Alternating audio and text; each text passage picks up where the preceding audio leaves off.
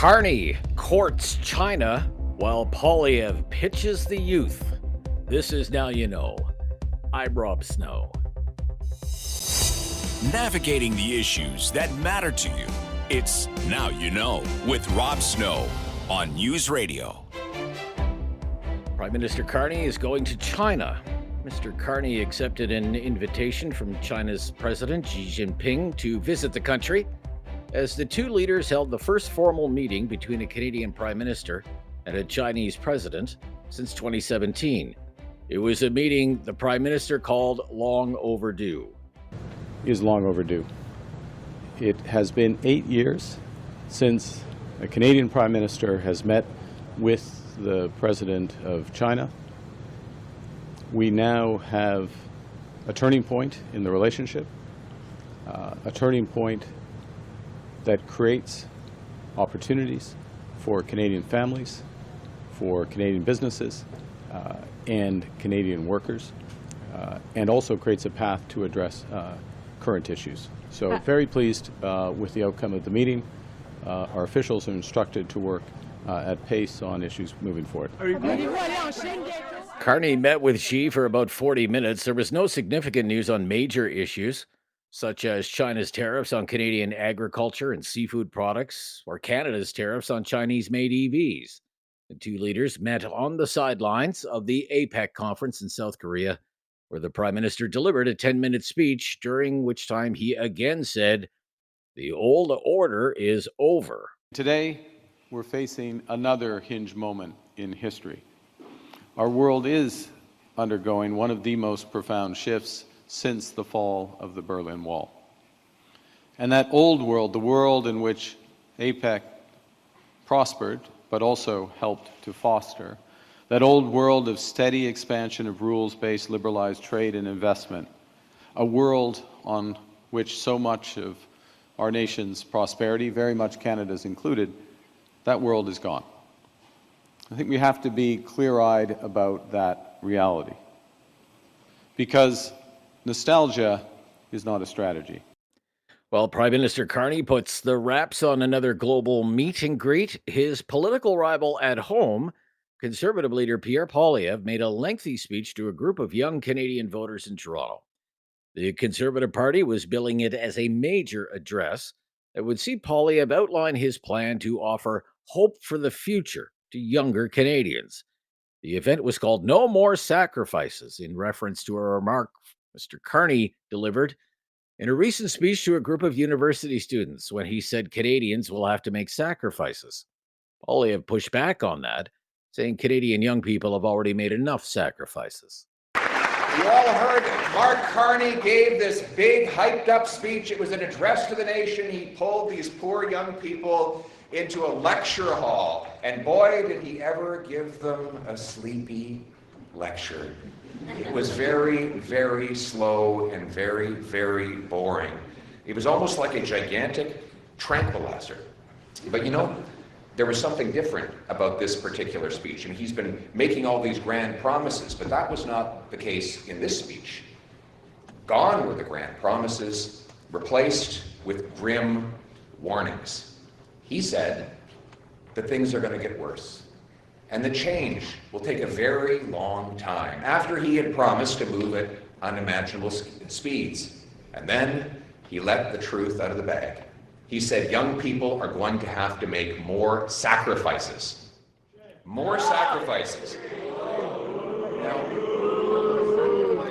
No more sacrifices. Mr. Carney, the young people in this room and across this country have already sacrificed enough. They have worked hard, they've done everything right, and they deserve a bright future of homes, jobs, and hope.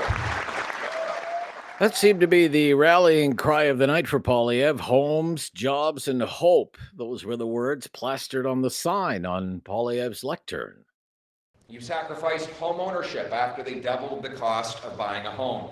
You sacrificed your nutrition and health after liberal food inflation drove up the cost at the grocery store. You sacrificed your paycheck at the altar of high liberal income taxes. You sacrificed even your job to employment, killing, taxes, red tape, and temporary foreign worker programs. In fact, this generation, and I mean this literally, this generation has sacrificed more than any, this young generation, I mean, has sacrificed more than any generation since the Second World War. There is no doubt in my mind that all of you are working harder and longer for less than your parents and probably your grandparents. And it hasn't been since the heroes that won us our freedom in the 40s that we have seen a generation work so hard and so long for so little. Polyev then made a sales pitch. Conservatives see you. And you know, I look across, I look at the young people I see today, and so often I see a sense of hopelessness and despair. And, you know, I want you to know that I see you. Conservatives see you. We see the sadness in your voice, the hopelessness on your face, those big, dark bags under your eyes as you've gone out to deliver one more Uber Eats delivery so that you can pay your rent. Interesting that this morning on Prime Minister Carney's social media account, his people posted a video of the Prime Minister promising to give young people their future back. It's our country, it's your future, and we are going to give it back to you. Next week, our politics will be dominated by one story, and one story only, the federal budget that will be delivered on Tuesday at 4 o'clock Eastern Time. I'm Rob Snow. This is Now You Know on News Radio.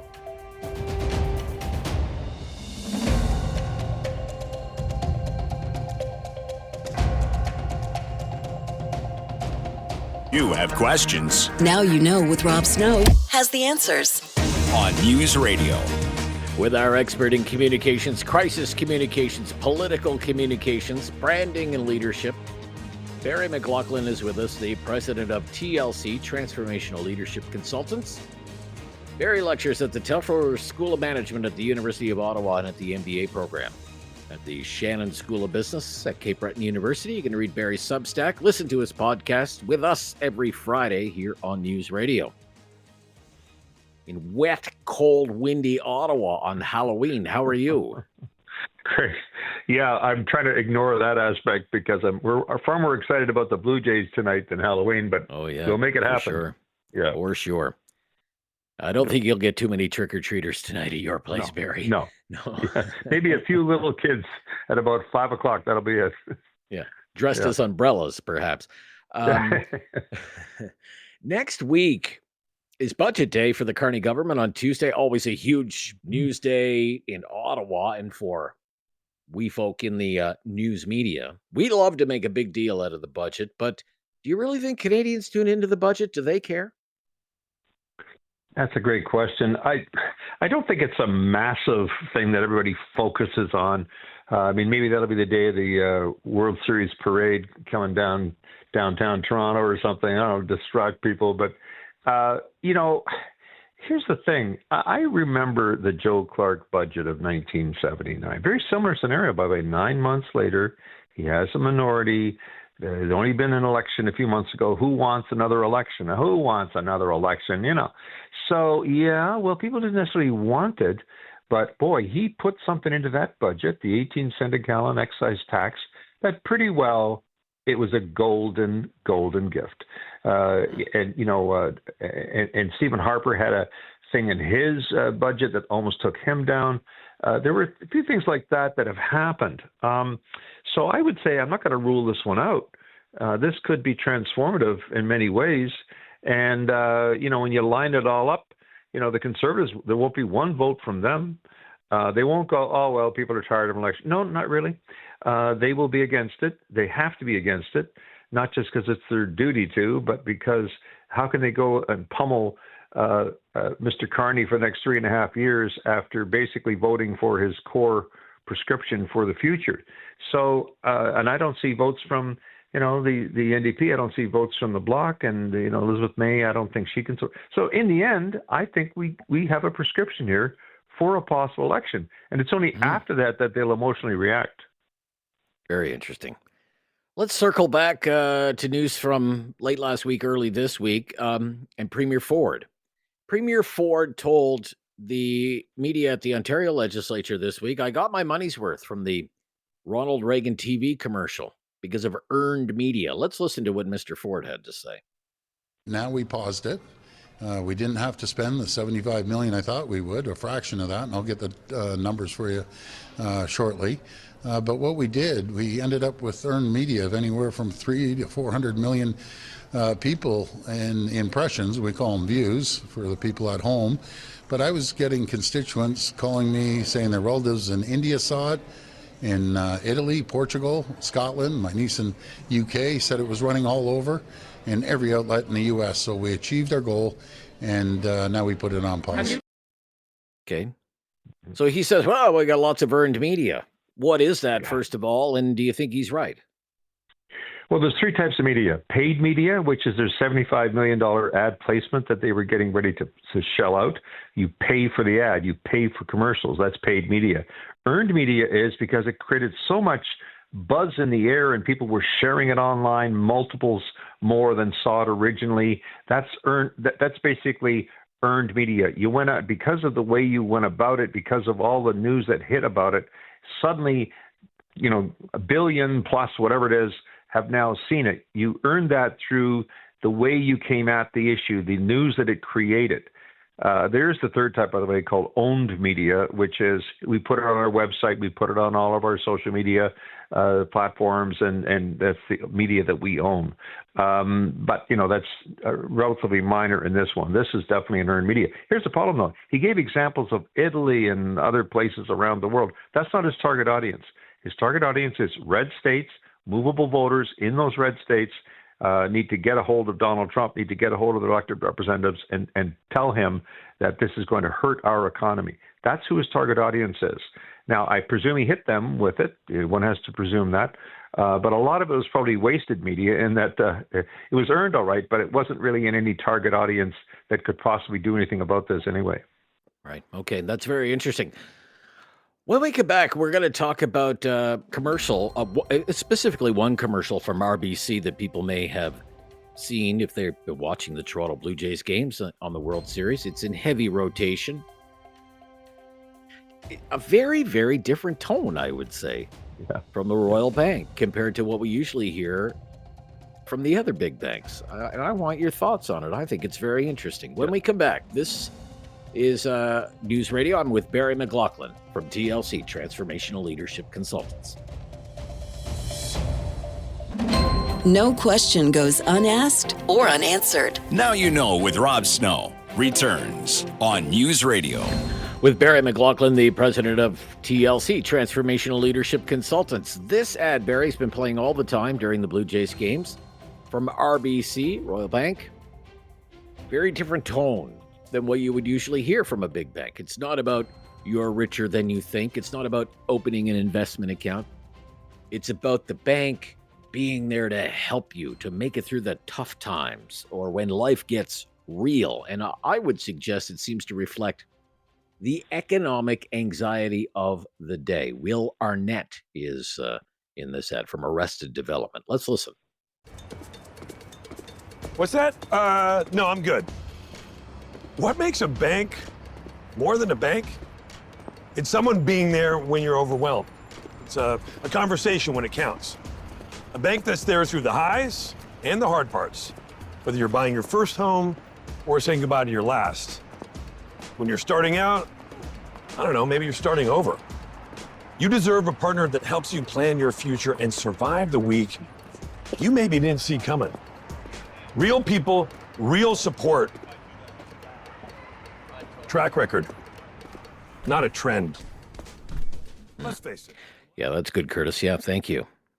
Survive the week maybe you didn't see coming. Very interesting. What do you think about the message? Well, I think it's in tune with the times. People are uncertain. They don't feel richer than they think. I had to go with Scotiabank. I've done all work with all the banks, yes, extensively, including RBC. I'm not taking any credit for that one, by the way. And I've also done, major kind of brand type of reshaping. I did that for the famous Canadian Airlines one, the dawn of civilized travel. That was one I was deeply involved in. So brand is really important. They're your friend when you need somebody to look in the eyes. So it's sort of a counter AI, counter, online banking, which everybody does, but it's saying that we still have human beings there. I did notice the other day when I went into the RBC, there is no counter tellers anymore. There's these small tables, and you sit there at these. Mind you, you're still lining up anyway. But, they are trying to change the tune, change the tone, change the message, change the messenger. This isn't some, actor pretending to be a teller. This is really, somebody that we recognize. He's a Canadian, come back to Canada. He's at the perfect time when we're kind of, open to new things like World Series. And, it's a perfect timing, well executed. He's not trying to be funny. He's being authentic and down to earth, which really is the tone of, get real. This is like the subtext would be, let's get real. Let's be authentic. Let's actually listen to you, respond to you, and help you in your time of uncertainty.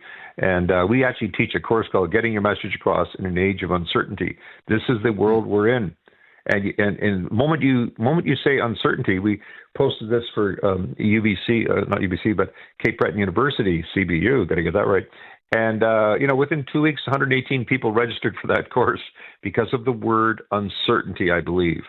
That they want to know, how do you pierce the barriers and the noise and the distractions so that you can land with your paid media, land with your earned media, and your own media. That's what people are trying to do. Not easy to do. It's much harder to get a message across, but they're doing everything to change the tone, the impression, and it lasts in your brain longer. Like, I think this is not just sort of some fancy slogan. I think it's a down-to-earth kind of authentic commercial. Extremely well done. Okay. Well, great to hear from you again this week, Barry McLoughlin. My pleasure. All the best. Oh, thank you. Getting through the wet and wild Halloween weather that we're having here in the nation's capital. And fingers crossed for tonight. Yeah, and go Jays go. Absolutely. Yeah, for sure. Yeah. That's Barry McLoughlin. He is the president of TLC, Transformational Leadership Consultants. Still ahead. He's with us every Friday, and he has been minding Ottawa's business all week long. You don't want to miss our conversation with Tom Korski, the managing editor at Blacklock's Reporter. I'm Rob Snow. This is Now You Know. This is News Radio. Critical thinking is not dead. Now You Know with Rob Snow Returns on News Radio. And he's been minding Ottawa's business all week long. Tom Korski is back with us, the managing editor of Blacklock's Reporter. Welcome back. Thank you, Rob. Well, Tom, you've seen a few federal budget dances before in minority parliaments. I mean, it's the buzz of political Ottawa. What do you think is going to happen about this budget? Are we going to have a December election? No, I don't think so. And I think it's always fascinating, isn't it, to watch the tail-chasing exercise? But yes. The budget is going to go into the Finance Committee, where it will be amended 6 ways to Sunday, and that will present Cabinet with the prospect of voting against its own budget to presumably trigger an election that is not going to happen. That any talk of an election died a couple of hours ago, as you know, Rob, with the latest GDP numbers. Anyone would have to be out of their mind to go to the electors now and say, "Hi, I know you're a little busy and getting poorer, but I could sure use something from you right now." There's zero chance of that happening. Right. So what will happen is the budget will be presented. It will go to committee, and whatever budget is presented on Tuesday will not be the same budget that emerges from committee, is what you're saying, right? Absolutely. There will be numerous amendments, and all the drama will happen off the floor of the House of Commons in the Finance Committee, where no budget can pass without at least one Conservative or Bloc Québécois vote, and the Liberals just don't have the votes. Okay, let's turn our attention. Bank of Canada rate announcement this week, a cut in interest rates. Certainly the Bank of Canada wouldn't do that if the economy was humming along just fine. It did that because of all the uncertainty that is out there right now in the economy. And Governor McLoughlin said something curious about our standard of living. What did he say? Well, Governor McLoughlin said it's not. You're getting poorer. this was really striking, Rob, because he's the Sonny Jim of economic forecast, though McLoughlin has acknowledged that he's frequently wrong. As he once told the Senate National Finance Committee, we don't get everything right, end of quote, and how. This is the guy who said inflation was going to be no problem and it was going to be great. And what has he been saying? Since a year ago, last December 11th, and then again July 30th, and then September 17th. No recession in 2025. And now he says a recession may already be underway. Who knows? But we're going to find out. And the nation's standard of living based on national income is going down. This is not cyclical, he said. That means where it goes down and then it comes up again. No, it's not coming up again, said Tiff. This is going to go on for years. It was an unbelievably gruesome forecast, Rob. Okay. Let's listen to the governor this week on Wednesday. Increased trade friction with the United States means all that works less efficiently. And unfortunately, what that means is that unless something else changes, our incomes will be lower than they otherwise would have been. They'll grow, but they'll grow along a low. This was the old path. Now there's a new path, which is below the old path. Okay, that doesn't sound very good. He also would go on to say, I would point out, when it comes to the trade situation with the United States, there's nothing much that the Bank of Canada can do about that. That's a government job. That's not the central bank's job. Absolutely. This is McLoughlin. He's the original sunshine boy. Like, McLoughlin is always going out of his way to tell you how everything is going to be fine. And this is the captain of the ship saying, what you see is what you get with the water coming up the mailroom. Anyone who is his deputy, Carolyn Rogers, was asked by a reporter, what do you say to people who are out of work? What do you say to the small business that's going to the wall? And you know what she said? She replied, they don't need us to tell them things are tough out there. End of quote, said Deputy Rogers. Wow. Wow. Okay. Let's move along. Very curious story that you have at Blacklock's today about the Canadian Coast Guard. What's the plan for the Canadian Coast Guard if there's a war? To leave. Oh, we're not going to guard our coast. Okay. No, it is to run away.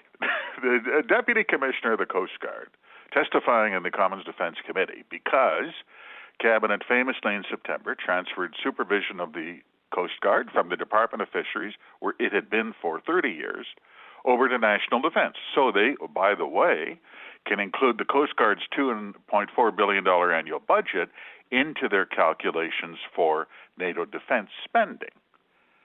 And yet, the Coast Guard vessels will not be armed. They will not be hull reinforced. Will you board any foreign vessels? No, sir, said the Deputy Commissioner to the Defense Committee. Are you any special training? No special training. So the MPs asked, well, what was the plan if the Chinese Navy appears off the Pacific coast? And Deputy Commissioner replied, if there were anything, we leave. End of quote. That's the strategy. My goodness gracious, I'm surprised to hear that. Okay. When we come back, we have more news. Well, Tom does, and his team at Blacklock's. More news about that money-gushing machine, pandemic-era technology, apps, and how well federal managers did with one particular project when we come back. I'm Rob Snow here with Tom Korski from Blacklock's Reporter. This is News Radio.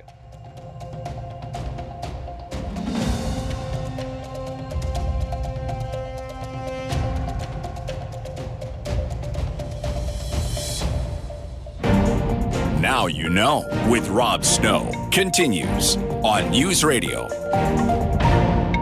Back with Tom Korski, the managing editor at Blacklock's Reporter.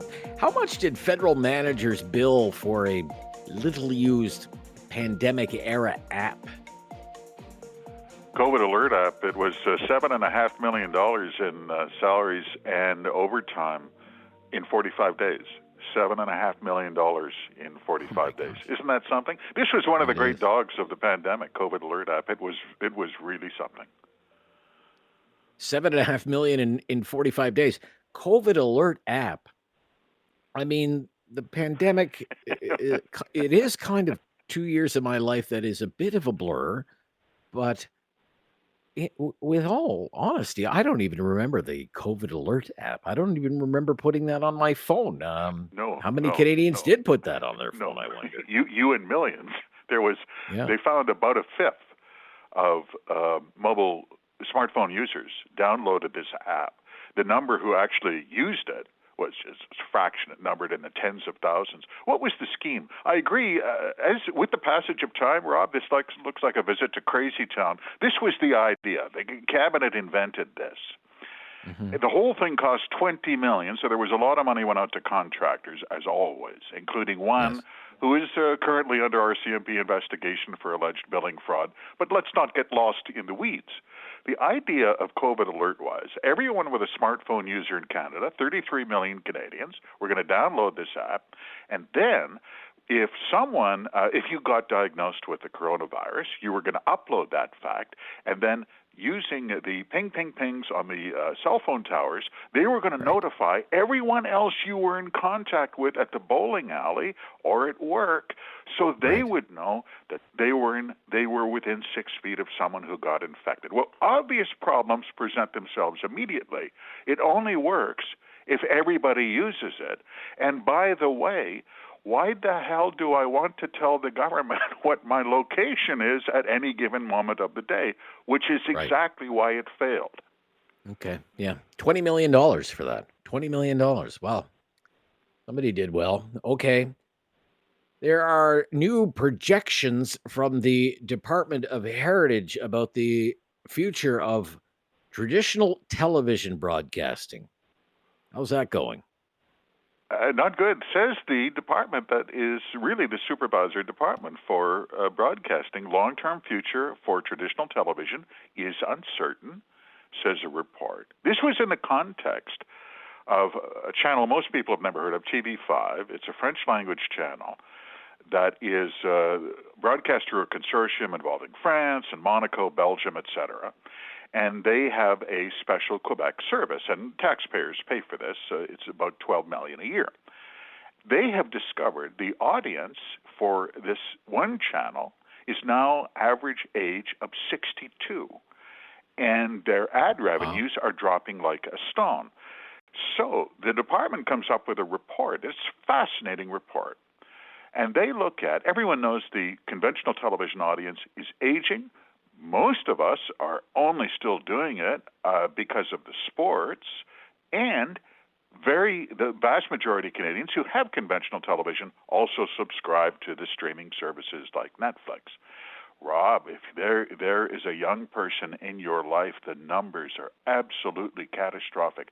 Young people under 24 spend 3 times as many hours on the smartphone as they do watching television. Ask anyone under 30. Yeah. Oh, yeah, I'm not surprised to hear that. Oh, it's absolutely striking. The percentage of households that have only a traditional television subscription service, so like a cable service, but not any of the other streaming services, Netflix and the like, 15% now, down from 65%. Isn't that something? Wow. More people downloaded the COVID Alert app. Yeah, I guess that's one way to look at it. All right, you keyed in on this a couple of weeks ago when you were with us. The National Research Council has a building in Mississauga, the Center for Green Energy Materials, and major renovation, including what may very well be the nicest workplace rooftop patio you have ever seen. What effort, because it seems to be exhaustive, went into choosing the rooftop patio furniture for this NRC building in Mississauga? They spent a year picking the furniture. We see this. This is on the level. This is through access to information, staff emails. They spent a year picking the furniture. They won't tell us how much they spent. This is on the 4th floor of this building in Mississauga, as you mentioned. And presumably they wanted, they call it in their architectural drawings, a penthouse lounge. And they wanted a place where employees could relax during business hours to contemplate climate change. One tender came from a furniture supplier for $298,000. No wonder they don't want to tell us the final cost. But this was gold. The director of research, Carolyn Cloutier is her name. She sent out a staff email. Doggone it, she said, I have one request. The only thing I've asked for was no picnic-style tables. End of quote. Right. They spent a year chasing their tails on that and came up with Brazilian walnut loungewear. That's great. Loungewear. Don't you love that? Yeah. And only the best with only Brazilian walnut. Don't you have Brazilian walnut furniture on your patio? The quote. These quotes are killer. The only thing I have asked for was no picnic tables. A site manager complained, I have no idea what Caroline wants. And she is not able to articulate it, only to say she doesn't want anything that looks like a picnic table. It's gold. It's gold. That is gold. That is gold. I'll tell you what. The budget deficit on Tuesday may be $100 billion, but that is the kind of news story that really does make people want to grab the pitchforks. My goodness. Thank you, Tom. Have a good weekend. Thank you, Rob. Yeah, bye-bye. Tom Korski. Isn't that something? No picnic tables, $300,000 rooftop patio furniture. No, it looks too much like a picnic table. Yeah, Tom Korski, Blacklock's reporter. Be right back. We'll talk a little bit about the Jays when we come back. This is News Radio. Now you know with Rob Snow continues on News Radio. 2 more chances for one more win. That's all the Toronto Blue Jays need. Just one more win over the Los Angeles Dodgers, and the Jays can capture their first World Series title in 32 years. And their first chance is tonight. Game 6 in Toronto tonight. We know Jay slugger George Springer will be back in the lineup. He took himself out of the game in Game 3, the 18-inning marathon, with what looked to be some kind of back pain. Speaking to the media throng in Toronto yesterday, Jays manager John Schneider said Springer looks like he's good to go. Not many, to be honest with you. I think just making sure he feels comfortable and confident tomorrow. You know what I mean? And not just for, one at bat, to go in and to compete and kind of get locked into a game. So he's kind of checked every box physically so far. So see how tomorrow goes. Schneider was also asked how it feels to be back in Toronto with a chance to win the World Series at home. It feels great. I can't wait. It's nice to be back here. You know what I mean, and sleep in your own bed. But I can't wait to see what this place is like tomorrow. Watching it on video from across the country with the people here watching. Never seen anything like that. Never seen a watch party like that. So I'm excited as hell to see what this place is like tomorrow. The guys are too. They're talking about it as well. We can't wait. You kind of want the game to start right now, but it should be fun. The Jays are coming off a stellar pitching performance from their rookie phenom Trey Savage. They're going with Kevin Gausman tonight, while the Dodgers will counter with Yoshinobu Yamamoto, who totally shut down the Jays in Game 2. He pitched a complete game. And Schneider thinks it's going to be a good rematch. It should be a fun rematch. I think Kev's outing kind of got overlooked because Yamamoto was so good in Game 2. Kev kind of matched him pitch for pitch there until the 7th. It'll be, you kind of think of it as like an old school pitcher's duel about to happen, but you never know how it's going to unfold. But we've got all the confidence in the world in Kev. He's kind of been our guy, for the last couple of years. So he's pitched in big games before, postseason, regular season. He's always consistent. Love handing him the ball tomorrow. The Dodgers were the heavy favorites coming into this World Series, but now their backs are against the wall. They have to win the next 2 games in Toronto if they are to repeat as World Series champions.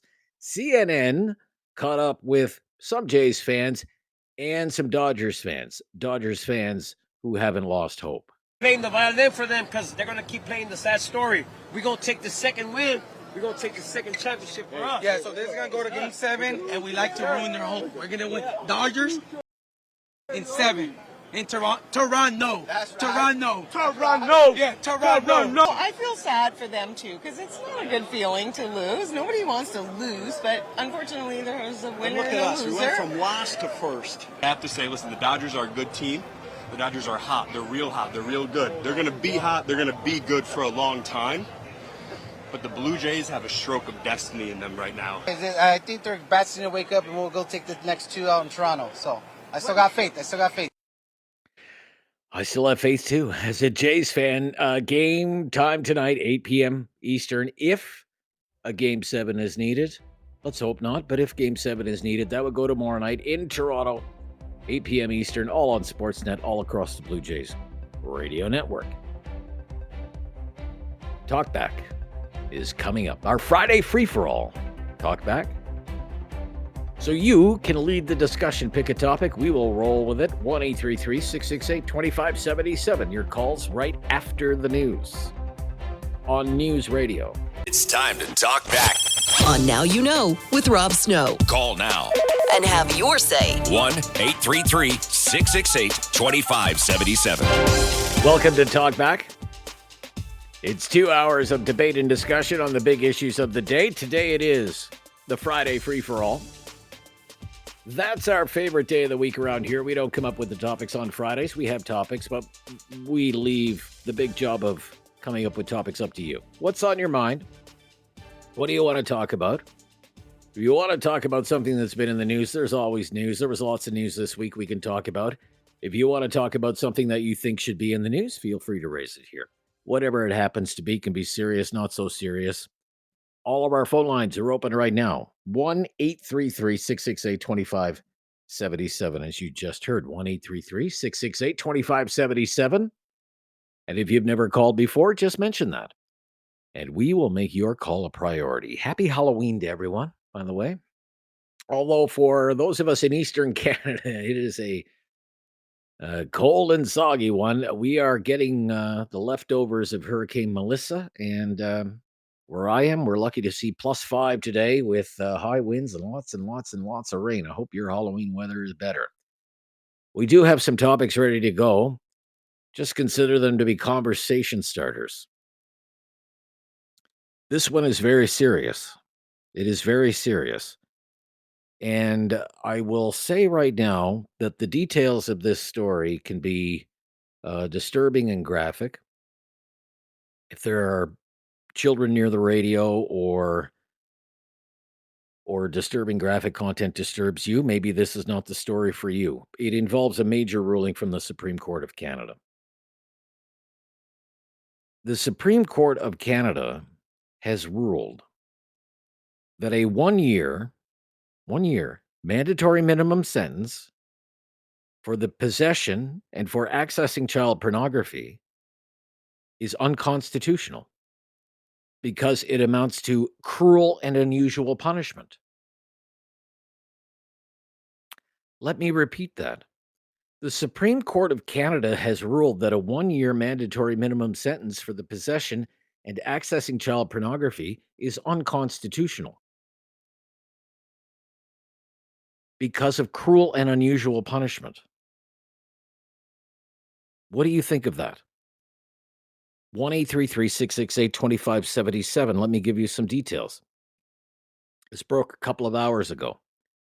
It was not a unanimous ruling. Far from it. It was 5-4. I was reading through the decision today as best I could in the limited time that I had.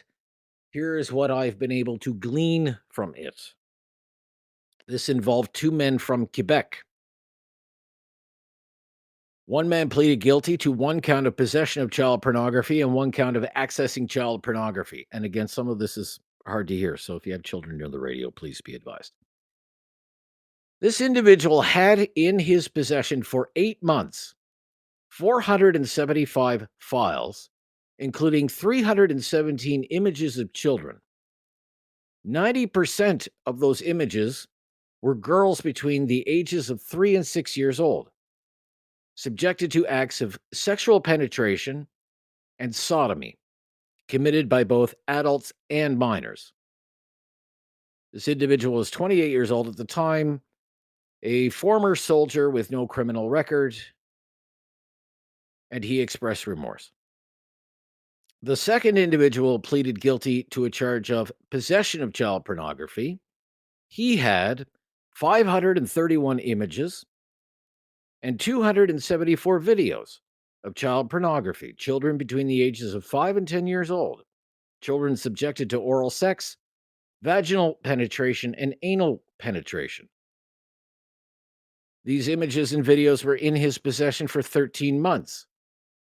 He is described in the court's ruling as being in his 30s, of low self-confidence and a defeatist attitude. He was depressed. He had a string of small jobs, but spent most of his time on the computer smoking hash and pot and drinking to the point of intoxication. Both of these individuals pleaded guilty. When it came time for sentencing, their lawyers challenged the 1-year mandatory minimum sentence. And the judge agreed that these sentences of 1 year were, quote, grossly disproportionate. One man was sentenced to 90 days to be served on weekends. The other was given 9 months. The Crown appealed, and it went all the way to the Supreme Court of Canada, which has now made this ruling. What seems to have swayed the majority on the court was a hypothetical scenario. A reasonably foreseeable hypothetical scenario outlined by defense counsel. The scenario being, what if an 18-year-old boy gets a text and it's a picture of a nude 17-year-old girl, and the 18-year-old boy who didn't request the text looks at it? The lawyers argued that would constitute a child pornography offense, and the 18-year-old boy could then be sentenced to 1 year in jail, mandatory. So the Supreme Court of Canada ruled today that mandatory minimum sentence is too broad, because that 18-year-old would be facing that sort of sentence, and that would be grossly disproportionate. It would be cruel and unusual punishment. Unconstitutional under Section 12 of the Charter of Rights and Freedoms. So the court has struck down that 1 year mandatory minimum sentence for child pornography, saying it is too broad and doesn't give judges enough leeway. Those are just the facts of the case based on my very brief review of the judgment as issued by the highest court in this country, released just a couple of hours ago. If you have an opinion on that particular story, I would love to hear it. What is your reaction to that? Isn't that something? What do you think about the reasoning of the Supreme Court of Canada, which has just ruled that a 1 year sentence for possessing and accessing child pornography amounts to cruel and unusual punishment? 1-833-668-2577. I'm Rob Snow. This is Talkback on News Radio.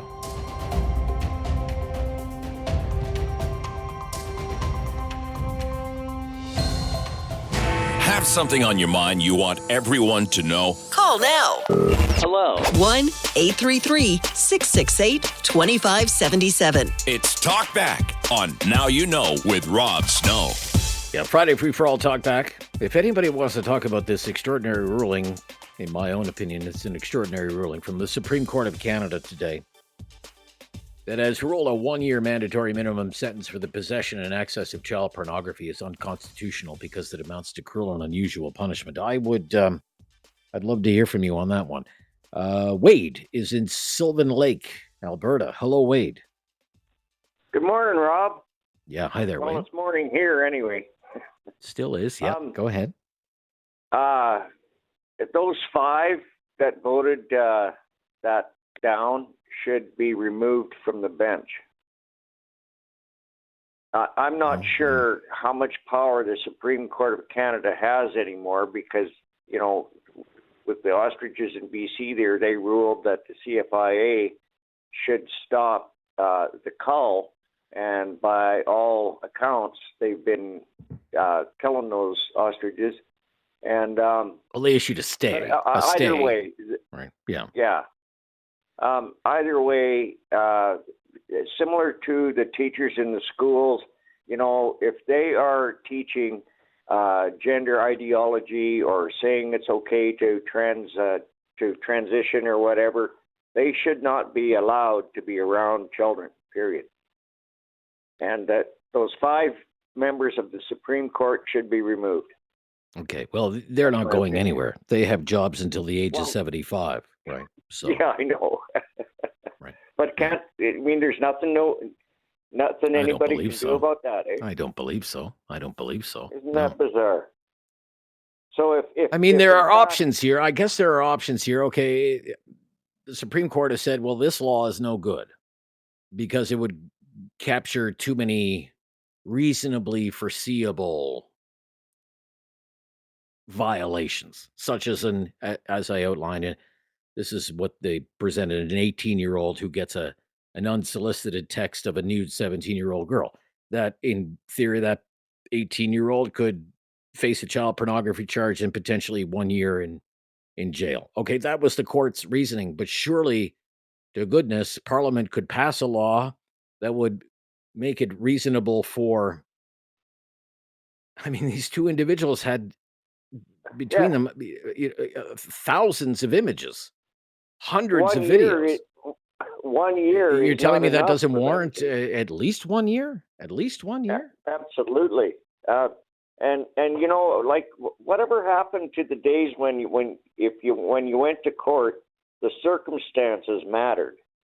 You can't just paint everybody with the same brush. The circumstances matter. That's what the High Court is saying, is that this 1 year mandatory minimum is painting everyone with the same brush, and judges need more leeway to take everything into account. All right, Wade, thank you.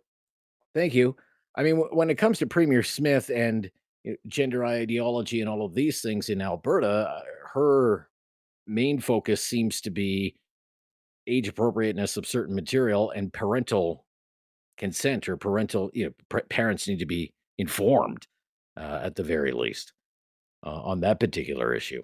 1-833-668-2577. Let's go to Eric in Halifax. Hi, Eric. Hey, good afternoon, Rod. How you doing today? Yeah, I'm good. Thank you. Regarding your top story there, throw the book at them. Throw the book at them, yeah. Don't give them any leeway. Don't feel sorry for them. Throw the book at them, because they deserve it. If you're going to go on with child pornography and all that crap, throw the book at them and just let the chips fall where they may. Well, the Supreme Court has just thrown out the book when it comes to. The Supreme Court. I don't know nothing about them guys. They're a bunch of idiots as far as I'm concerned. All right. Okay. The baseball game. Yeah. The Blue Jays want to end it tonight. The Dodgers want to go to 7. And it'll be a barn burner. I wouldn't be surprised if it doesn't go extras. They know what Yamamoto could do, and what's his name, Gosman, over the season, as far as I'm concerned, he's known to have bad outings. So it's going to be it's not going to be a cakewalk for Toronto. I know they got Springer back at the top, but Dodgers are I don't think they're going to lay over. It's going to go 7, and like I say, Toronto wants to end it tonight, but I don't think they'll get their chance. And as far as the CFL goes, Montreal and BC are going on to the next round. I don't know how you feel about that's all your pick? of what I said. That's your pick? Okay. Yeah, I think Saskatchewan is the team to beat this year in the CFL. But we're talking the semifinals. We're not talking finals. Okay. I thought you were talking about. Okay, you're talking about the first. Saskatchewan's going to win it all. There's no doubt about it. They should win it all. But what do you think about Montreal and BC moving on? Well, gosh, Winnipeg and Montreal, that's a tough one. They've both had their struggles at times this season because they've both been missing their quarterbacks. It's hard to pick, and I would take Calgary over BC. I think Calgary's been the better team for much of the season. I still think Calgary can beat. I still think Calgary can beat BC. Just a note on that. The kickoffs for both of those CFL playoff games tomorrow, they've been moved up an hour. And that's just in case there is a Game 7 tomorrow. They don't want the CFL games to be competing with Game 7 of the World Series, as you can imagine. So it's 2 p.m. Eastern, 3 o'clock where you are, for the East semifinal, and then 5:30 Eastern time for the West semifinal, 3:30 in Calgary, 6:30 where you are. Eric, thank you for your call. Be right back on News Radio.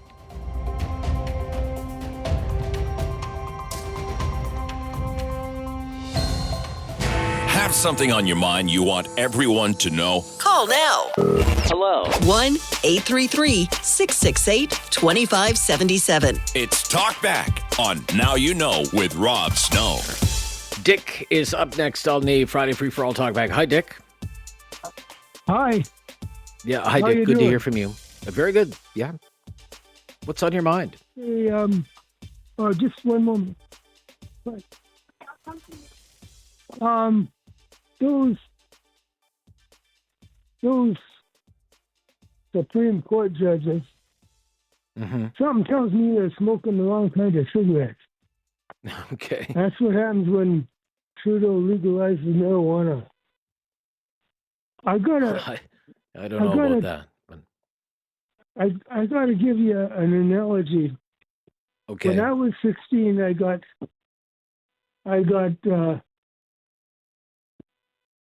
caught shoplifting. I was in front of a very wise judge, Judge McKenzie. I still remember his name.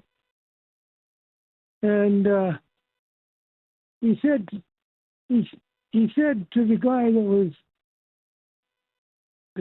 in front of me, he had been I can't remember exactly what he did, but anyways, what he said to the guy was,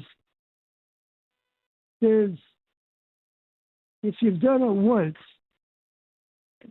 and if you're in front of me right now for this crime, you've probably done it more than once, and that's my analogy, and that's what I think these people like you described is not just a one-time thing.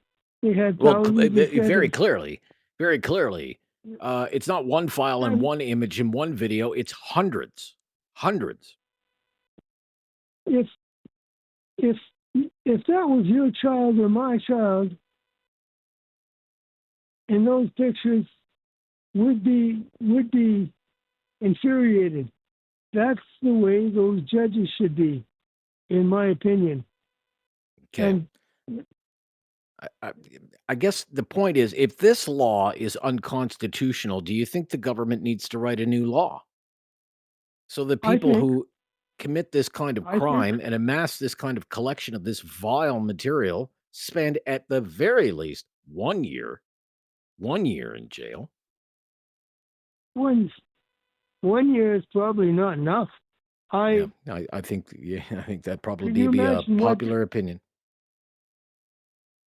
Can you imagine what they're doing? They're more than just looking at pictures. Well, of course, Things we don't escalate. want to we don't need to imagine it. I think everybody knows. But thank you, Dick. Thank you for your call. Okay, everybody, hang on the line. We're just getting started here with the Friday Free For All Talkback, and there's lots of time to fit you in. This is certainly, this is a major story today. This is a major ruling from the Supreme Court of Canada, ruling that a 1-year mandatory minimum sentence for the possession and access of child pornography is unconstitutional because of cruel and unusual punishment. I would really like, it was a 5-4 decision. I'd just like your take on it. If this law is no good, is it not up to the government to write a new law? 1-833-668-2577. But again, Friday Free For All. So we'll hear you out on whatever topic you want to talk about today. But that's a big one. This is News Radio. Have something on your mind you want everyone to know? Call now. Hello. 1-833-668-2577. It's Talkback on Now You Know with Rob Snow. Yeah, Friday Free For All Talk back. Right back to our phone lines today. Mo is up next in Calgary. Hello, Mo. Hi. Hi How there. are you?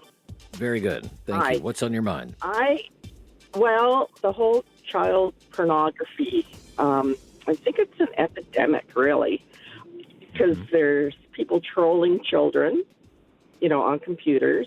Children go missing and get into child prostitution. The Epstein files, they better release those, because I think that's why the government's still shut. They don't want anybody to know who's in it.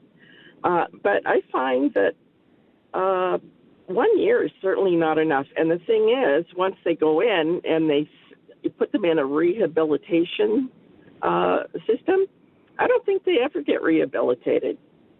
And I think it's very common that they would go back to what they're doing. Okay. What do you think of the ruling? Yeah. What would you like to see happen here?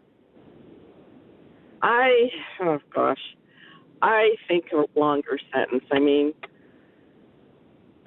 if my child was abused, you got to think of your whole community too, and to protect people. But just for a year is not enough. Yeah. In this circumstance, it seems to be the judge, the judges, the five of them, the majority, it didn't really base it so much on the actions of these two who pleaded guilty to these offenses of having hundreds and hundreds of images and videos of this sort, but rather on this hypothetical scenario of an 18-year-old boy who opens up his cell phone and there's a picture of a 17-year-old girl. And the case was made, well, hypothetically, that 18-year-old could be charged with a child pornography offense. And therefore, the law is too broad, so we can't have a law like that. That would be cruel and unusual punishment to put that 18-year-old for that particular circumstance in jail for a year. What do you think? Well, if you live in the UK, if you're under 16 and you do that, you can be put on, a list when you're 13 or 14 or 15 for trading these pictures. It's way more difficult, there. So, I mean, they could be on that predators list for the rest of their lives. Okay. So, okay. No, go ahead. Do you think that in the circumstance that I outlined, because that's what the court was weighing, that particular scenario, do you think that 18-year-old boy who gets an unsolicited text of a 17-year-old girl who's naked, should that 18-year-old boy go on a sexual predators list? Yeah. Well, who sent it to him as well? Right. Okay. Yeah. That. You're very disappointed, though. You're disappointed in the ruling. I am. Right? Yeah, so am I. Okay. Yeah. Thank you, Mo. Thank you. Yeah, let's go to Tracy's up next. Hi, Tracy. Good morning. Hi, Tracy. Yeah, good morning to you in Calgary. Yeah. What's your opinion? Well, I actually would like to change topics for a moment, if you don't mind. Sure thing. Yeah, go ahead. Yeah. Specifically, I would like to address what I consider to be a huge embarrassment for the Government of Canada and its agency, the Canadian Food Inspection Agency. It's related to what's going on with the Universal Ostrich Farm that's in British Columbia. Yeah. I don't know if you're familiar with the situation, but I am. It's astonishing the amount of overreach that we're seeing by the government agency. The farmers are forced to sit on the sidelines and watch the CFIA inhumanely treat their animals, not provide them with proper health care, food, water. At any given time, there's over 70 RCMP officers dispatched to the site. And there is a stay that was issued back in September by the Supreme Court of Canada that appears to be completely disregarded. And the CFIA, in the dark, will euthanize a few birds at a time. And the farmers have witnessed their flock being reduced from approximately 400 animals to their latest count is showing around 200. And I personally have been on a writing campaign. I have contacted Prime Minister, Leader of Opposition, Member of Health, Minister of Health, several ministers, the Police Commissioner, the President And of the and then what CFIA. progress are you making on that front? Response. Not a single response. I'm Okay, not that's receiving interesting. a single response. Yeah, so the CFIA, for people who weren't aware of this story, some people have been following it very closely, some people have not. This is a small farm, Edgewood, British Columbia, very rural area. The original flock, as you say, 400 ostriches, universal ostrich farm.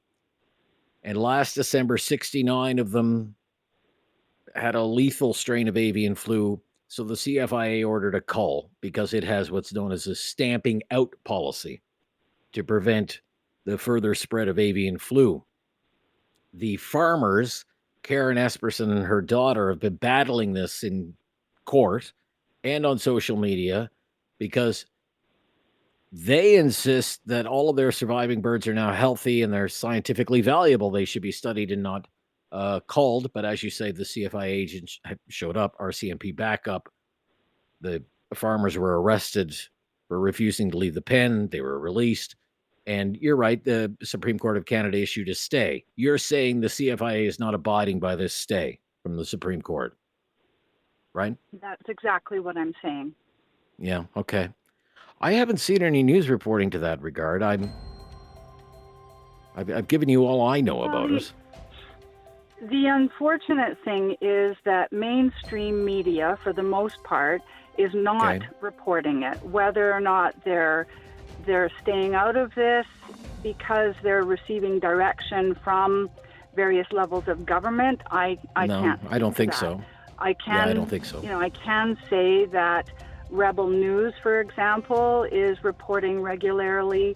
I can also say that social media is really hot with all sorts of reports and photos and videos. In my own defense on this program, I raised this a few weeks ago. I said, I asked people, do you save and study these animals or do you stamp out? What should happen to these ostriches? And even when I, issued an appeal for calls to get opinions on that, I did not have a lot of uptake on the story. I don't know, in the broader community, at least with my listeners, there just doesn't seem to be a lot of interest in it. I'm not sure why. It's disappointing to hear that, Rob, because so many people are not aware of the government overreach. I am involved in this definitely from an outsider's perspective, but I am a retired farmer, and I have had dealings with the Canadian Food Inspection Agency, and so I know that they are a difficult agency to deal with. That being said, it's very unfortunate that so many people just choose not to become aware, because this is way bigger than just the ostriches. Yeah. I mean, everyone who is a small scale farmer is watching this very closely. It's not just about ostriches. You Bike, Elson, Heritage Poultry, all of that stuff. Thank you. We have to go though. I appreciate you raising that again, though. If people want to jump in on that, by all means, it's Friday. This is Talkback on News Radio. Have something on your mind you want everyone to know? Call now. Hello. 1-833-668-2577. It's Talkback on Now You Know with Rob Snow. Emerson, up next on the Friday Free For All Talkback. Hi, Emerson. Hi, thank you for taking my call. Rob, I just wanted to know, I can't seem to understand why the media keeps pounding the Jays into the ground, even though they've superseded their expectations. They've taken the lead. They have a chance to win the World Series tonight. And it just seems like, not the Canadian media, because they're on board, but I've been listening to all the American media, and they keep saying, oh, you know what? You're not going to knock out the champions. No, the Jays are over their head. They got those 2 games in L.A. because the Dodgers were tired from that 18 inning. Well, so were the Jays. The Jays played the same game that the Dodgers played. But it just seems that nobody really wants to come to terms that the Jays really do have a legitimate chance of being champions tonight. But nobody wants to go that far. They keep saying, oh, the Dodgers didn't, they're going to take it in 7. Well, of course, that's the only options left for them, to take it in 7. But I'm going to tell you right now, this game is over. It won't even be close. Everyone says it's going to be close, extra innings and all that. I think it's going to be 7-1. 7-1. Wow. I think the Jays are going to come out and destroy this pitcher that they all think is the Messiah. Listen, Ohtani disappointed everybody. He was pretty good. He was pretty good, with all due respect. He was pretty good in Game 2. He shut the Jays down in Game 2, and he pitched the whole game. The pitchers never pitched 9 innings anymore. No, but what I'm saying is that was back in Game 2. This is for the prize, the biggest prize of all. The Jays are going to come out. I mean, I heard Schneider say that these guys can't stop talking about being home, being with their fans. They're fired up. I mean, these guys realize if they give the Dodgers a Game 7, the chances of them winning will be nil, because the Dodgers will come out and bury them in Game 7. I'm pretty positive it'll be over tonight in a big way. I really feel it. I just don't think it'll be close.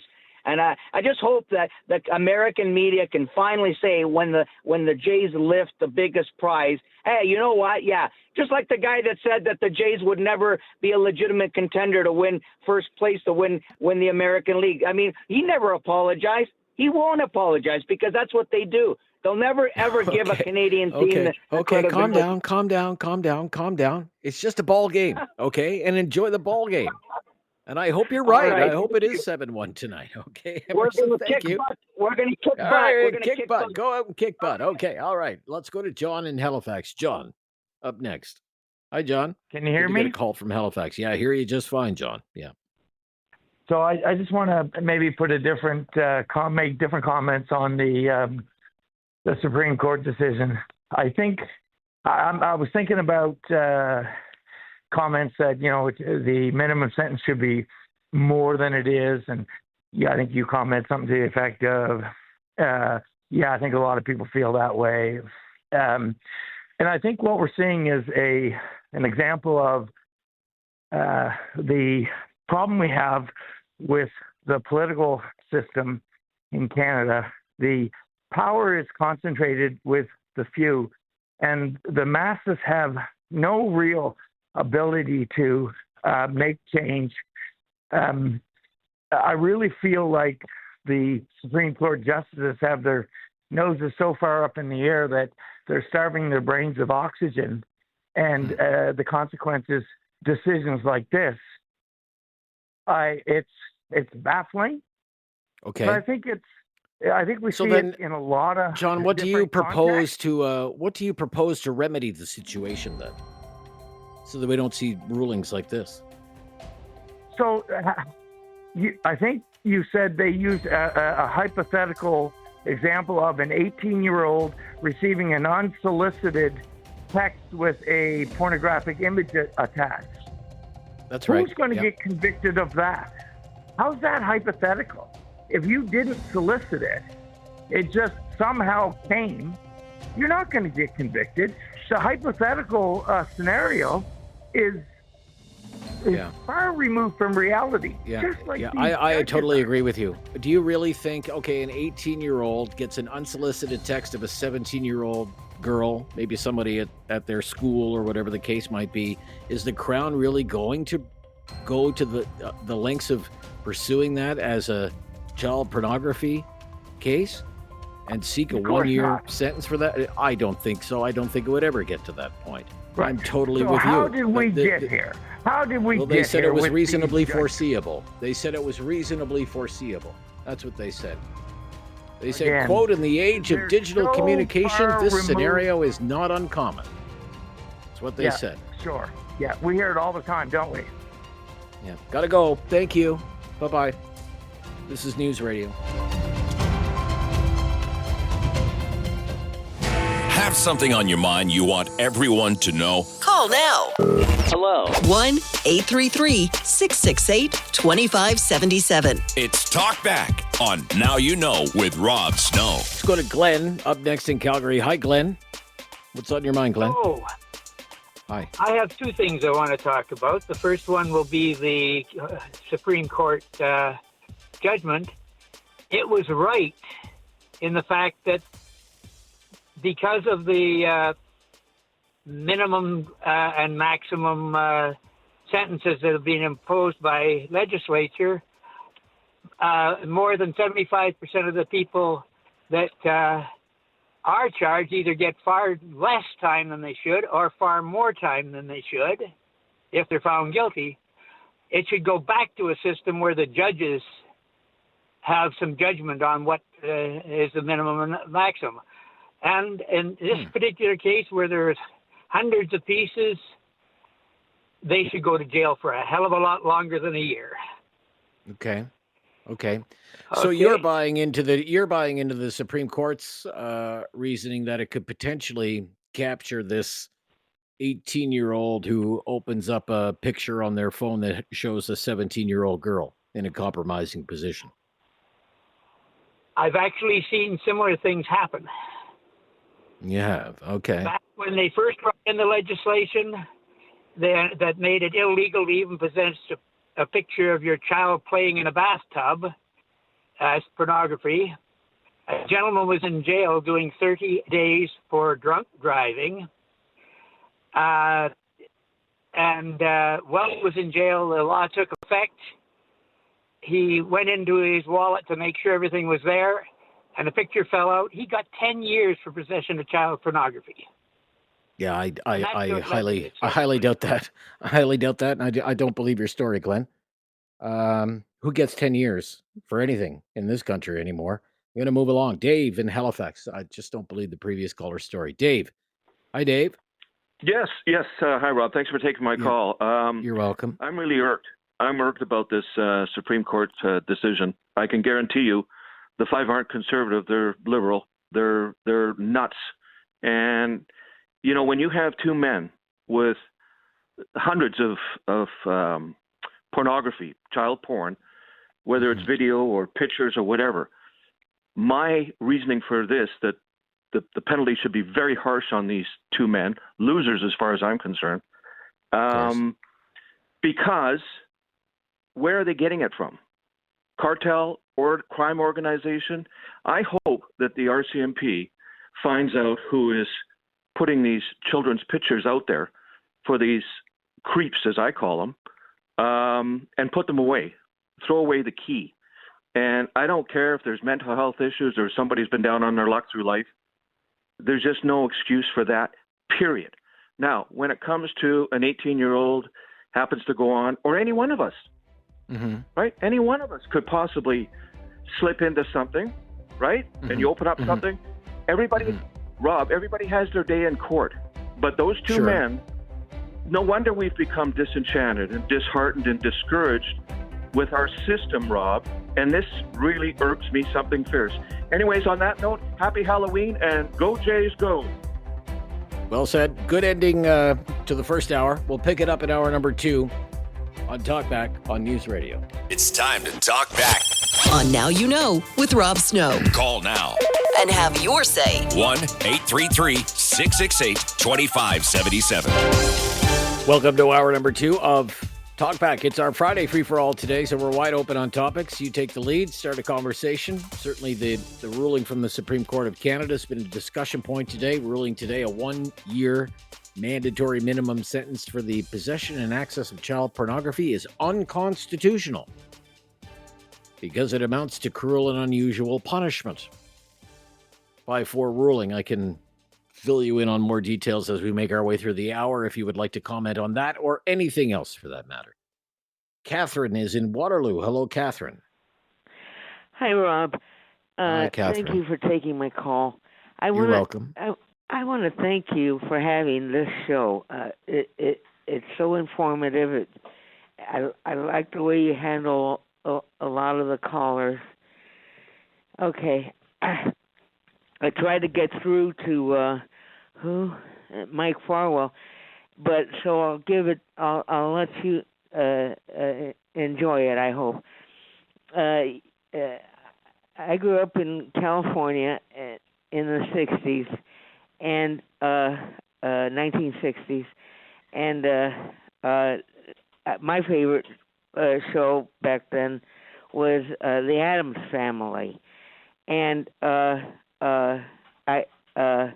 I had a niece. I have a niece. She was 8 or 9 when she first saw it, and she said she didn't like it because it was in black and white. I thought that was funny. And then, but what I told her that I learned, that show was based on an actual family. They were very eccentric. They were very wealthy and very eccentric. So I hope that puts a smile on your face. Okay. Thank you, Catherine. You have a good weekend, Catherine. Thank you, and happy Halloween to you and the Adams family. Let's go to Rick. Is in Dartmouth today. Hello, Rick. Hey, Rob. I don't know, some kind of a game on tonight or something? Something like that. Yeah. Something like that, yeah.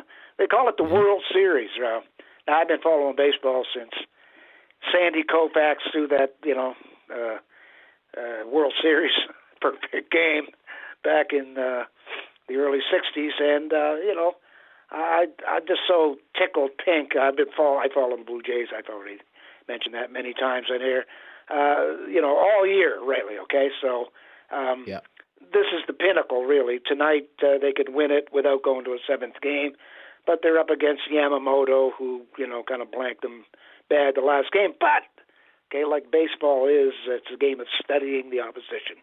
So they may have solved Yamamoto a little bit, and they're back home in Toronto, and I sure, hope we can pull that off. But I think the name, the World Series, is becoming less and less true. When we first had the World Series back in the 1900s, well, maybe even the 1900s, the early 19th century, or 20th century anyway, it kind of made some sense because nobody played baseball except the Americans.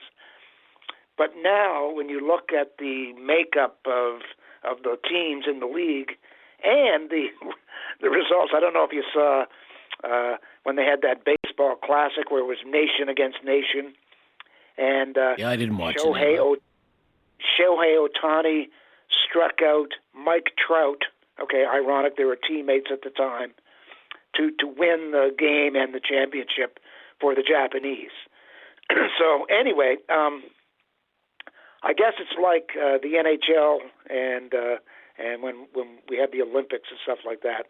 So maybe just at some point they could consider having that 2-week break for the Olympics, or 1-week break, whatever it is, and throw all the different baseball. I mean, Dominican Republic, they've got a chance. Japan, even Canada now. I mean, when you look at some of the players, Josh Naylor and whatnot that Canada can produce, and Cuba would be a good baseball. Cuba's a good baseball country, right? Absolutely, absolutely. Yeah. So anyway, I don't want to deflect too much from the Jays being up tonight, but I think everybody's kind of talking about that and kind of in the same boat. So tonight it's Gosman against Yamamoto. Those are both pretty good pitchers. It seems that most of the games have been a pitcher's. I hope the Jays kind of crack them up in the beginning tonight. Anyway, that's it. Yeah, me too. Yep. Thank you. Yep, they could win it all tonight. Let's go to Cliff in Halifax. Hello, Cliff. Hey, how's it going today? Very good, Cliff. Yep. What's up? What do you want to talk about? Push back against the Supreme Court's decision there. It seems like a hypothetical that could happen. You hear about statutory rape, somebody 20 with a 16-year-old at the pub or something. But is the mandatory minimums even mandatory? I know that sounds ridiculous, but I remember there was a case about 10 years ago in Halifax, a young man, a couple counts of possession of a first-degree narcotic, cocaine and stuff, as well as weapons, brass knuckles in particular, and it was his first offense, or his first trial, right? No previous records. And the judge, he didn't dismiss it. He gave the summary conviction or whatever, where he just had probation and house arrest and all that. But there's a mandatory minimum for possession for trafficking. So given that his ruling was he was a young man and he just liked the status, I do believe was. So does, again, I didn't study law, does having a mandatory minimum for a situation like they're hypothetical, can't the Crown Attorney just dismiss it? You can't, And I think the other The thing Crown that Attorney people can gotta be appeal. kinda The Crown Attorney can appeal. The Crown Attorney can appeal. Yeah, I That's had what a happened traffic here. case one time, and So for example, these two scumbags, they were convicted in a Quebec court, and the Crown prosecutor in Quebec appealed because the judge didn't follow the mandatory minimum sentence law, and eventually it went all the okay, way and to this is how the the court. Supreme Court of Canada. Yeah. Okay, so that's where the decision came from. It wasn't the original case; it was an appeal. Right. But so, how come nobody's mad that he only got 90 days? That's not accidental. That's willful. Well, that's ridiculous selection too, in my opinion. Yeah. That's ridiculous as well. I hope they throw him One in got Gen 90 Pop for a days. couple days I mean, before- let me remind the listeners again. 531 images and 274 videos of a very graphic nature for one of these individuals. Another one, 317 images of girls between the ages of 3 and 6 years old in very, very graphic sexual circumstances.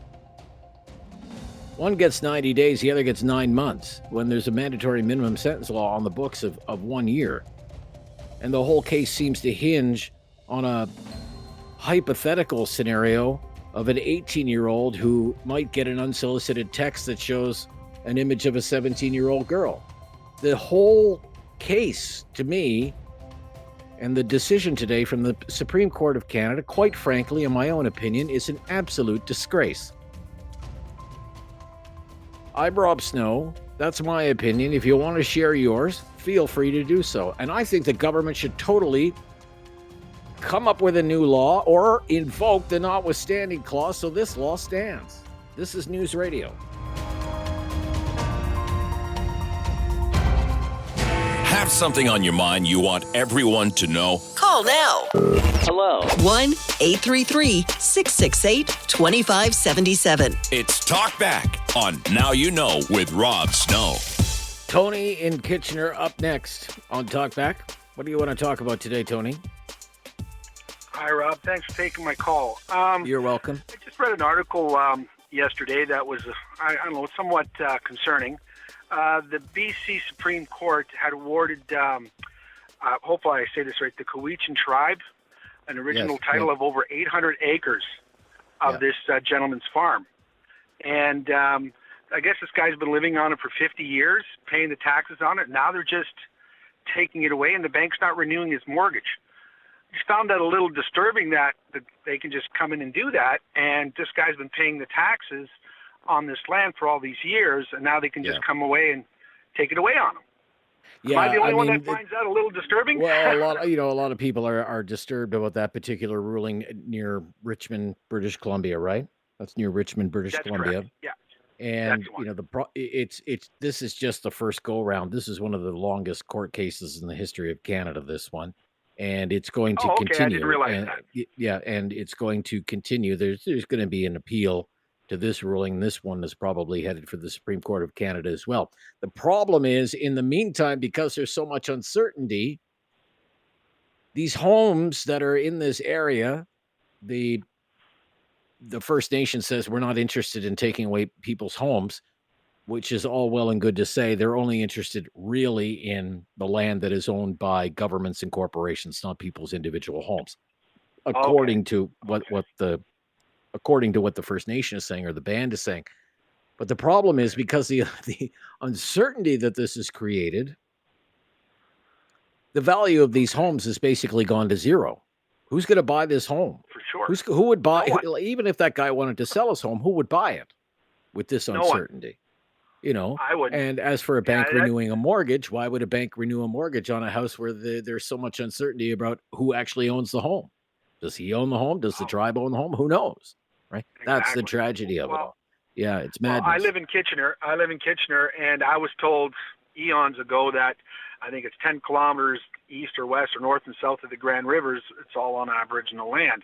I mean, it's not to make light of it or whatever. It's if we keep on acknowledging we're on land, at some point somebody's going to say, I want their land back. That's what concerns me. Yeah, you're right. You know what I mean? It's like, if it was my land, I'd want it back. And what argument do you have when you're saying, and you keep on, everywhere you go, you keep on saying we're under a relent? And yes, we are. With all due respect, we are. But at some point, somebody's going to say, I want it back. Okay. Yep. Thank you. Thank you. But that story's not over yet in terms of the legal saga. But in the meantime, as everyone waits for the legal saga to conclude, which, as you know, could take another 10 years, what about these homeowners and the uncertainty that they face? You know, if somebody has a mortgage coming up for renewal and the bank says, well, no, we don't know if you're going to even own that home 5 years from now or whatever. Yeah, it's got real life consequences, doesn't it? Zach is in Calgary. Hello, Zach. You're up next, Zach. Hi.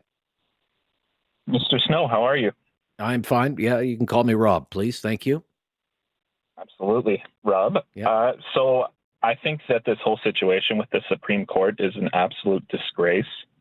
Yeah. I am a father of 2 kids under 3, and I won't say what I think the pedophiles deserve, but the Online Harms Act that they're proposing has a carve out for life in prison. I don't know if you've read about that.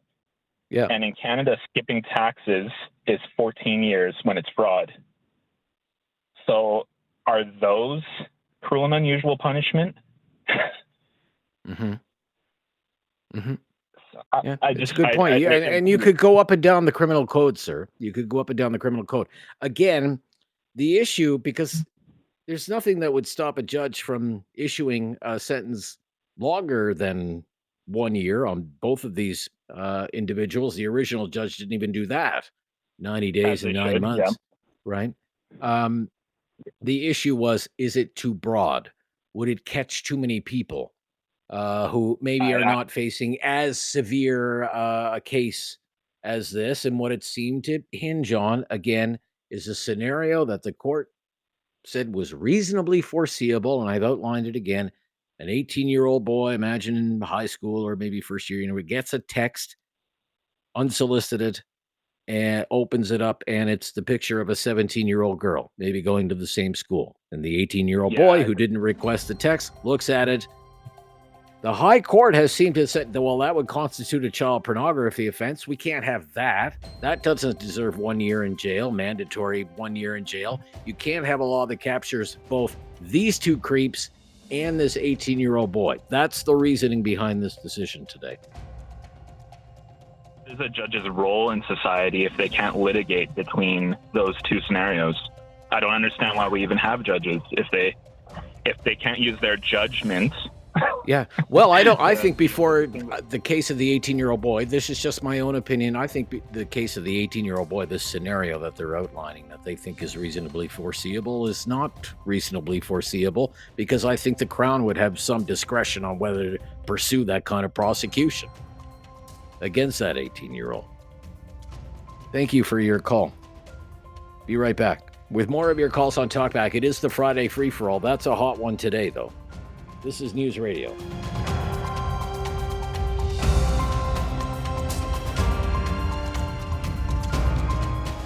Have something on your mind you want everyone to know? Call now. Hello. 1-833-668-2577. It's Talkback on Now You Know with Rob Snow. To Jose in Calgary. Jose, hello there. Yeah, what's up, Rob? How are you? Very good. Jose, what do you want to talk about? Yeah, I just want to give some reaction regarding that Supreme Court, decision on this child pornography. It's kind of give me a chills because as you have laid down the facts, it was already decision on the lower court that these 2 guys are truly, convicted of this crime, which is they pleaded guilty. They pleaded guilty. Yeah. So they thoroughly have, for me, as I said, they have thoroughly analyzed, and the verdict comes really clean that these 2 guys are really guilty of the thing. But the thing is, they have to, these defense guys just brought up this hypothetical thing to the Supreme Court. Mm-hmm. And ironically, the Supreme Court which, with no disrespect to these 5 judges who concur, I think they lack in common sense and logic, because these 2 guys are clearly in possession of a thing which is prohibited, which is by itself is really guilty per se. So regardless of what they do, it's really they really must have a conviction. 1 year, 2 years, a lifetime, it doesn't matter. They are guilty by itself. So there must really be a conviction. So for me, to impose that hypothetical thing by these defense lawyers and the 5 judges concur, right. I think they're lacking in common sense, logic, and empathy. You feel they gave this hypothetical scenario of this 18-year-old who keeps in views a picture showing a 17-year-old that was sent to them without having requested. You think they gave that too much consideration? Well, it doesn't much matter. weight? But Okay. but the main thing here is these 2 guys are in possession of a prohibited thing, so it's a guilty by itself. So if they want to put that hypothetical thing, it must be on a separate thing, not based on I this. see. Okay. You know what I'm saying? Because if they want to put up that hypothetical thing, it must be not based on the 2 things that these 2 guys had committed. Right. They are really in possession. Like they're not comparing apples to apples, I guess. But they're well, I'll quote right from the judgment. Said the 1-year minimum sentence would, quote, capture both the well-organized offender who over the years has accumulated thousands of files showing prepubescent victims, and the young 18-year-old who one day keeps in view a file showing a 17-year-old victim that was sent to the offender without them having requested it. In the age of digital communication, this scenario is not uncommon, and that would make it, in the High Court's opinion, cruel and unusual punishment. Have something on your mind you want everyone to know? Call now. Hello. 1-833-668-2577. It's Talkback on Now You Know with Rob Snow.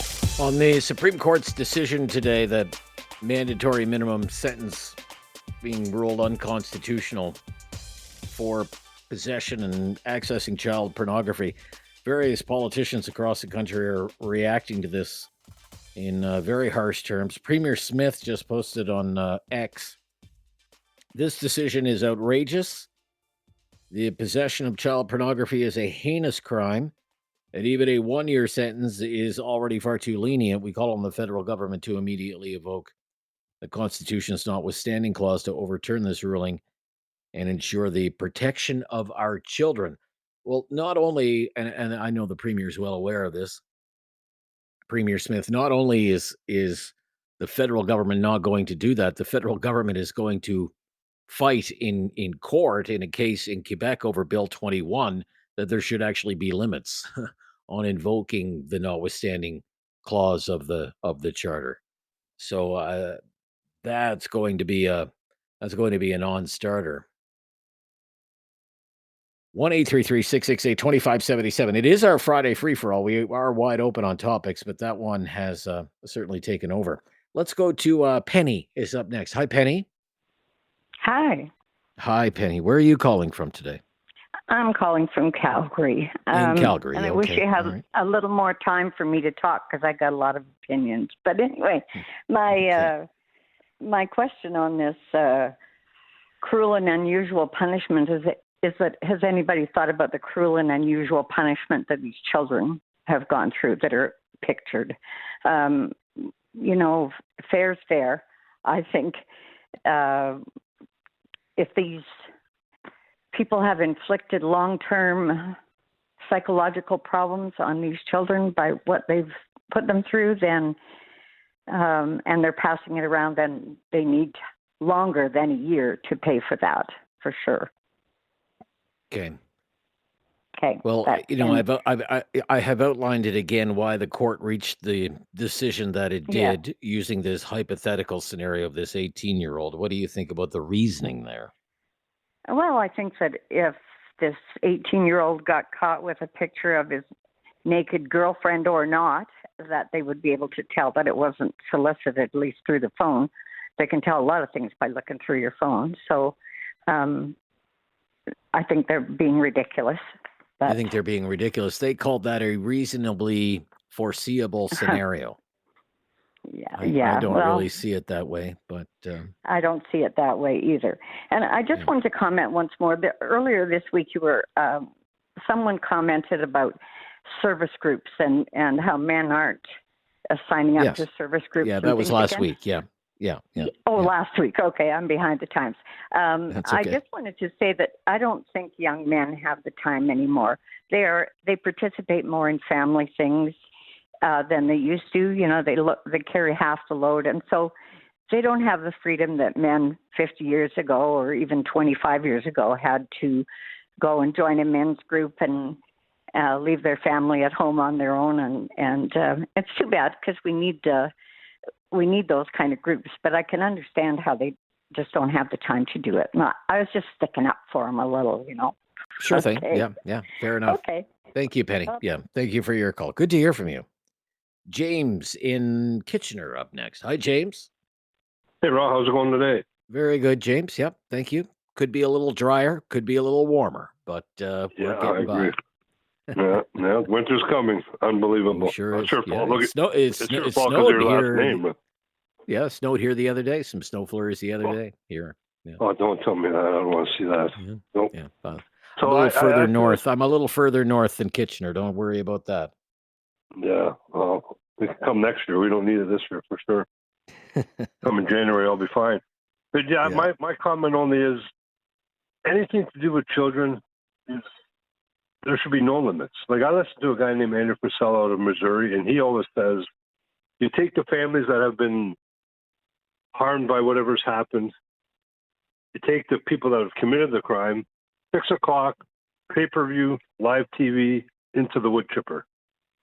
Money raised goes to the family that's had the issues, or that caused issues from that happening.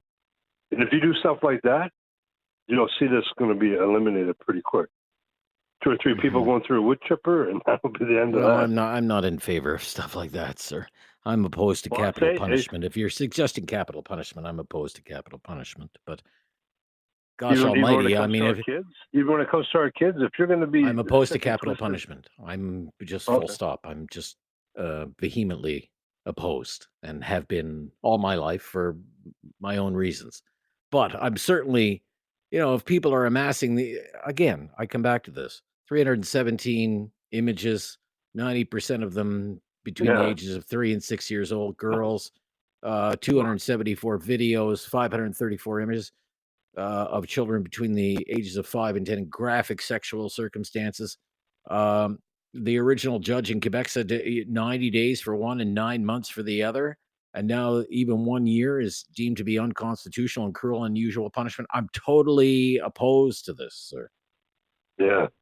A year is disgusting. Harsh, should be a lot more hardest time there is. I'm fine with that. But I'm opposed to capital punishment.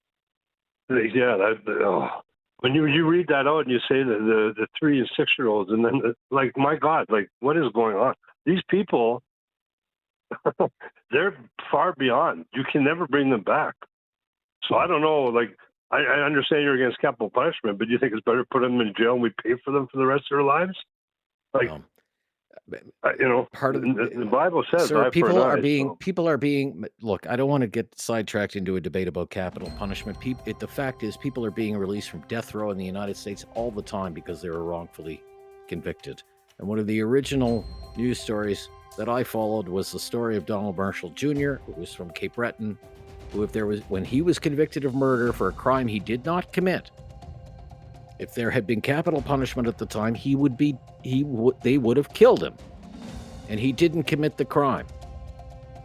That's why I'm opposed, and I've always been opposed to capital punishment. But I don't want to get sidetracked here.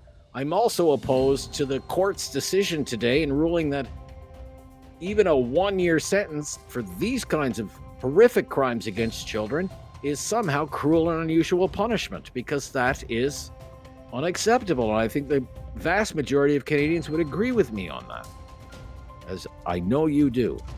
And thank you for your call. Be right back with more of your calls on Talkback on News Radio.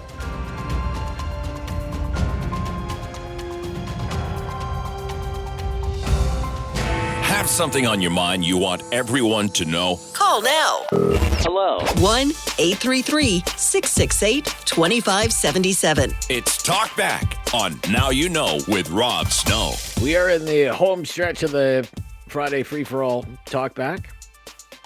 Let's get right back to it here. Bob is up next. Hi, Bob, in Calgary. Hey, how you doing, Rob? Yeah, very good, Bob. Thank you. What's on your mind? Yeah, I was just, I'm a third-time caller. I love listening to your show. Listen to it every day, pretty much. Thank you. It's very kind yeah, of you. thank you. Anyway, I was the guy a long time ago talking about lowering diesel prices to help our economy. But anyway, beyond that, I agree with Danielle Smith about, not agreeing with the court judgment, the Supreme Court, but enough people have commented on that. What I want to talk about is I heard on your newscast about now the nurses and there's health issues, and how I wanted Polyev to get in and everything, but the Conservatives always have a Achilles tendon or a weak point in their layout, or whatever you want to call it, plans, which is healthcare number one and education number two. Look at what's biting them now. Like, they don't seem to get it. If they could treat those people well, both of them, they'd be sailing, because they're good with, the Conservatives are great with money. Look at Stephen Harper, fiscally we're awesome. But the weak points are, I hope Danielle is listening to this, and I hope Polyev is listening to this, because, if they could get their act together as far as healthcare and, schools, education and stuff, I mean, we'd be a pretty solid country. Anyway, that's about all I wanted to say. A happy Halloween and all the best. Have a great weekend. Okay. Yeah. So some nursing care workers are beginning a 5-day strike vote in Alberta. So that's what has Bob concerned, because it comes on the heels of just ordering the teachers back to work using the notwithstanding clause. Amazing how often that has come up this week. Guy is up next as well in Calgary. Hello, Guy. All right, Rick in Cambridge. Let's go to Rick. Hi, Rick. Hello, Rob. How are you doing, buddy? Very good, Rick. Yep, thank you. What's on your mind today? What's on my mind is what's happening to these children with the pornography and everything that's going on there. This is one show I listen to you a lot, but it seems like it's one that's kind of weighing heavy on your heart when you discuss it. And my whole thing is that setting all the laws apart and ignoring everything, shouldn't we just be like protecting our children? Like, I don't know what the solution is, but like, why is it so complicated to protect our children from this? Well, I mean, here, you say, and you're sounding like it's, weighing heavily on you as well. And I can appreciate that, sir. I'm just outraged by this. There are ways forward. However, there are a couple of ways forward here. Okay, the High Court has now. I'm not a political. The High Court has now tossed this and said you can't. This law is unconstitutional. Okay, so that's the end of that law. It's unconstitutional. It hasn't even granted a. Usually when it says a law is unconstitutional, it'll grant a stay of a year until Parliament to go write a new law. Well, Parliament still has the option, can write a new law, and maybe fine tune it a bit. So it doesn't capture this imaginary 18-year-old who gets an imaginary picture from somebody who is imaginary and might face an imaginary prosecution from a Crown prosecutor. So it can, maybe nuance a new law, or it can invoke the notwithstanding clause. But it's going to have to do something, because I don't think the Canadian public will stand for a ruling like this without some kind of political action being taken to remedy. No, and this is what I appreciate you bringing this to the public for everybody to understand with your show, Rob. Like, that's what makes your whole team amazing and stuff, not letting this slide under the carpet, things like this. But it's blown my mind from what I've heard, and it's been like, I've been listening to your show. I heard about it in the last couple of days, and it turns my stomach, to be honest. Yeah. A story like this will, sir. Thank you for caring. Thank you for listening. Thank you for calling. And we'll be right back on Talkback. Wind things down here for this week. It's been a busy one. And next week's going to be busy too. Next week is going to be like budget week, federal budget week. And we'll see what happens there. It's Talkback News Radio.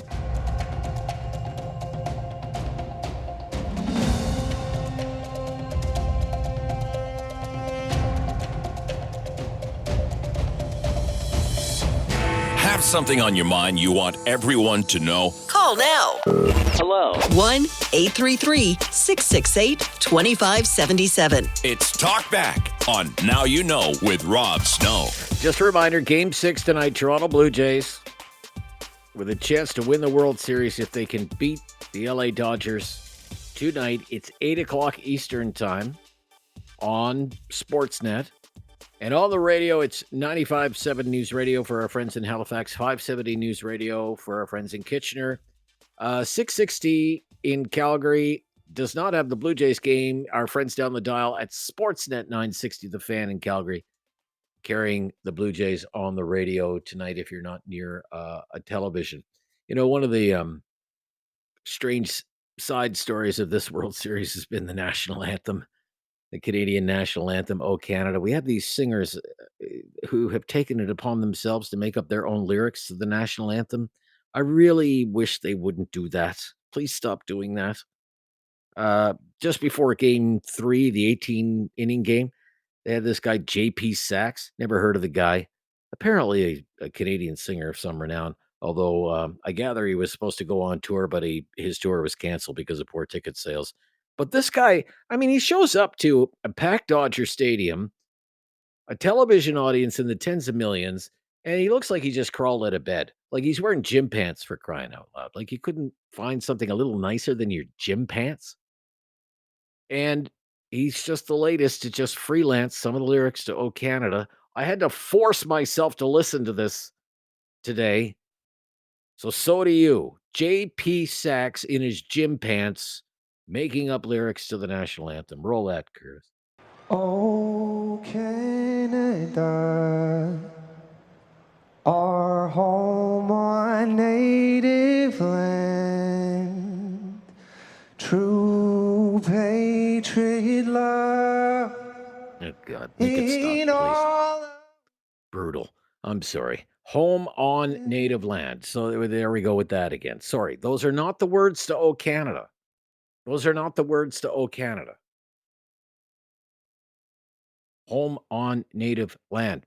And then Rufus Wainwright, who is from Montreal, managed to butcher the national anthem in both official languages, which is quite an accomplishment. But at least you wore a shirt with a collar and a sport coat. At least he looked respectable, unlike Gym Pants guy. And then he managed to do the same thing and just make up brand new lyrics for the national anthem. Go ahead. Oh, Canada,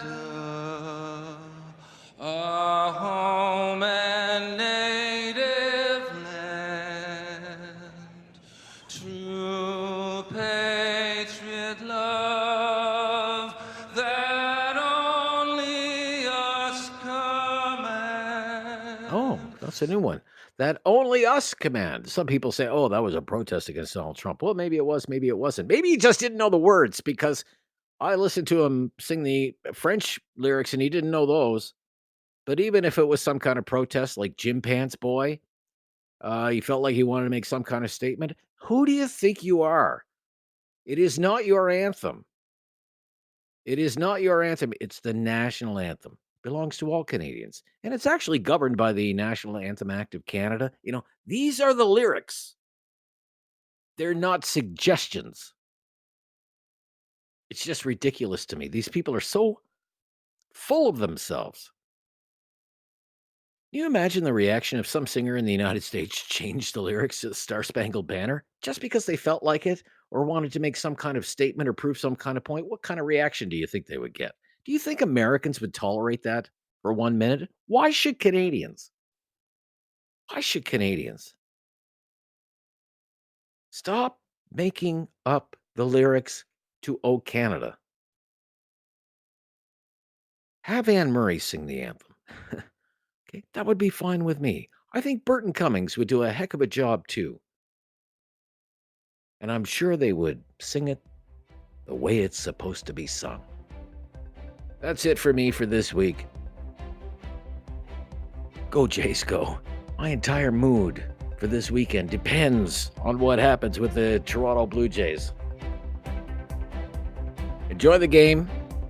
Happy Halloween. And we'll talk to you on Monday. The latest breaking news coming up next. This is News Radio